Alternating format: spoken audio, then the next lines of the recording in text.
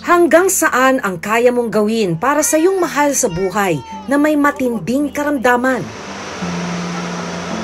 Araw-araw nag-iikot si Michelle sa iba't ibang lugar para magpakalat ng mga lata at manghingi ng tulong sa iba't ibang ahensya. Wala siyang kapaguran, makahanap lang ng pambili ng gamot para sa kaanak na may malubhang karamdaman.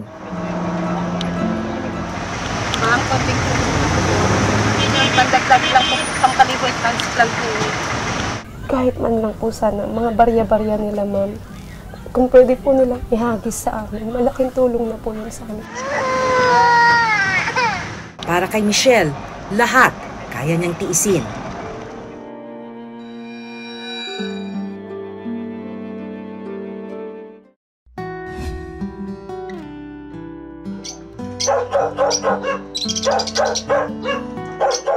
Sa kanilang inuupahang bahay, naghahanda ng agahan si Michelle Dapulano.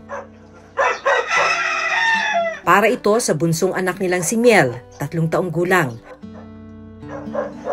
May sakit si Miel na primary sclerosing cholangitis, isang uri ng chronic liver disease kung saan lumalaki ang atay at lapay ng may sakit. Good morning po. Saan po?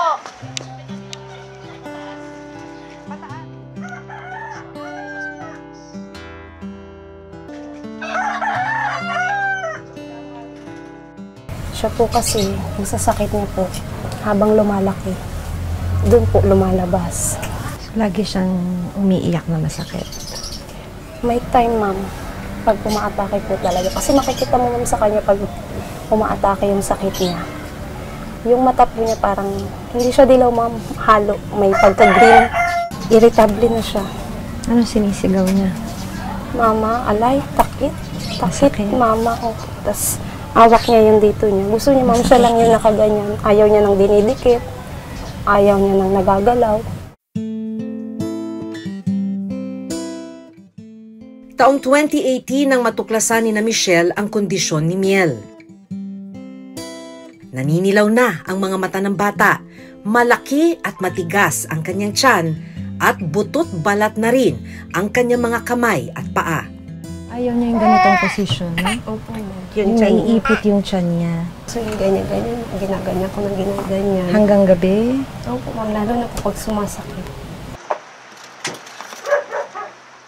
Pagkatapos mapakain si Miel, nagtimpla naman si Michelle ng tsaa para ihatid sa isa pa palang pasyente ng pamilya.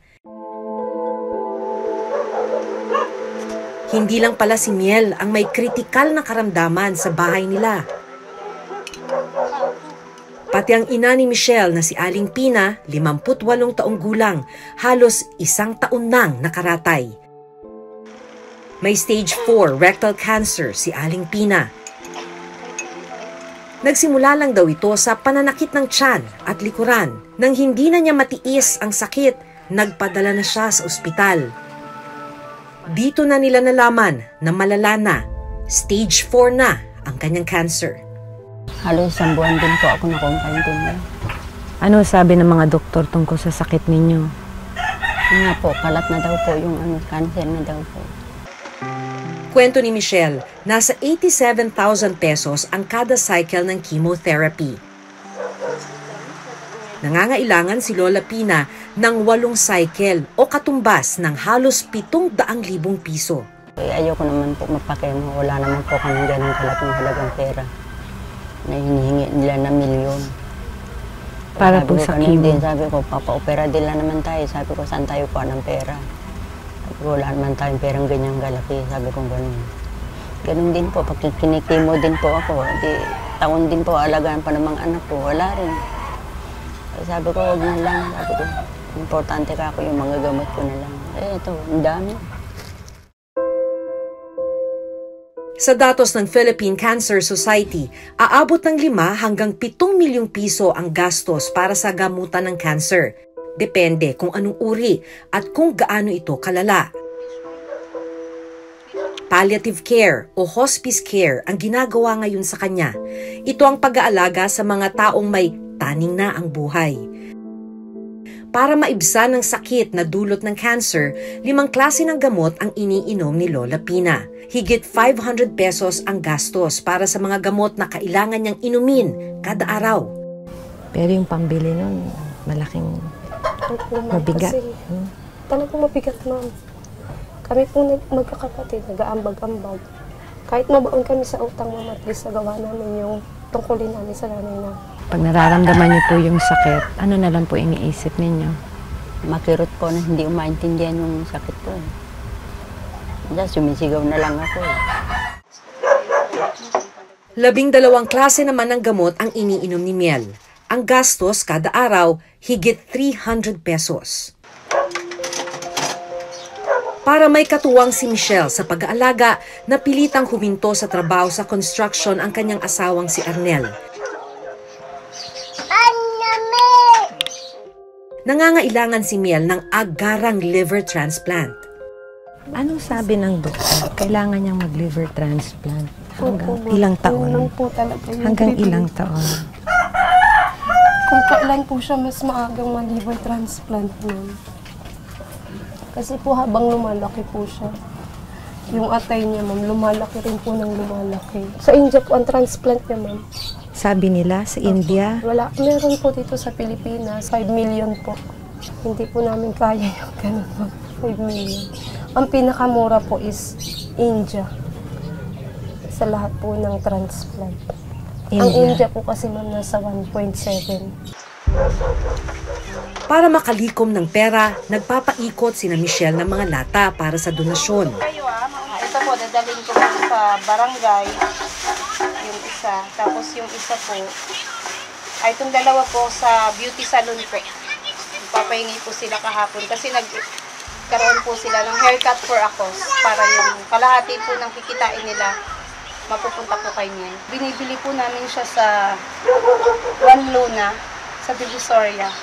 Tapos kami na lang po yung naglalagay ng sticker. Yung sticker po na yan, may nag-sponsor po niyan kay Miel. Kasi ang isang piraso po nitong sticker na to is papatak po ng 5 pesos pataas. Ang nakakalap na pera hinahati ni na Michelle sa pag-iipon at pagbili ng gamot ni na Miel at Lola Pina. Hindi ko naman po kasi pwedeng i-focus sa sabihin na yung dumarating na tulong para kay Miel lang. Kasi alam nga naman kung pabayaan ko po yung nanay ko.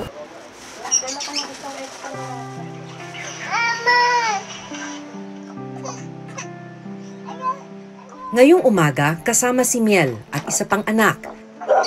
Kahit masama ang panahon, maglalakad ng papel si Michelle para makahingi ng tulong pinansyal sa iba't ibang mga opisina.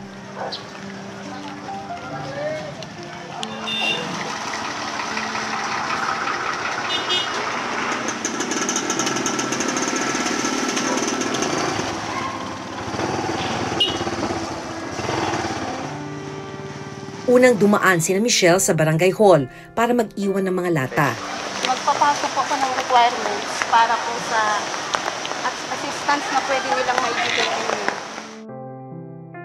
Lahat ng departments namin nilagyan namin siya ng lata for help kay Miel. Pag napupuno na siya, ini-inform namin si Michelle na pick up na tayo ng ganito. So yun yung aming little help.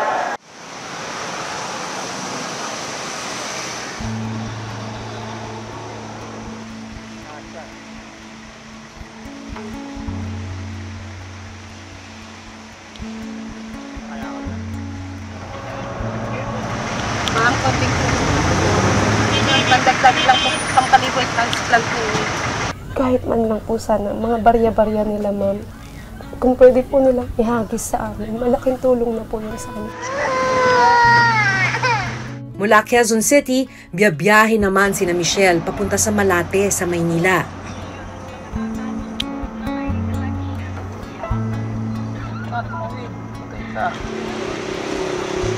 Isang non-government organization o NGO ang tumutulong sa kanilang maglakad ng mga papeles para sa paghingi nila ng financial assistance sa iba't ibang grupo at ahensya ng gobyerno. Makalipas ang halos 2 oras, Ang sabi sa amin kanina, on process naman na yung requirements ni Miel sa PAGCOR, pero hindi po namin alam kung kailan pa i-release. Pero on processing na po siya. Tsaka hindi po namin alam kung magkano yung maibibigay nilang tulong para kay Miel. Ano yung kailangan pagdaanan para humingi ng tulong sa gobyerno? Tulad po nung pumila ako, ma'am, sa Congress. Naranasan ko po yan. Alas 8 ng umaga, andun na ako nakapila. Nakauwi po ako alauna ng madaling araw. Halos mahilo-hilo na ako sa gutom kasi ang expected ko po, pila, sandali lang po. Kumbaga marami pong mag-a-assist sa iyo kasi gobyerno maraming tutulong kung paano magproseso ng ganito, ng ganyan. Hindi ko po alam po sa dami ng nanghihingi ng tulong o kung anong bagay na bakit kailangan umabot ako ng ganong oras doon.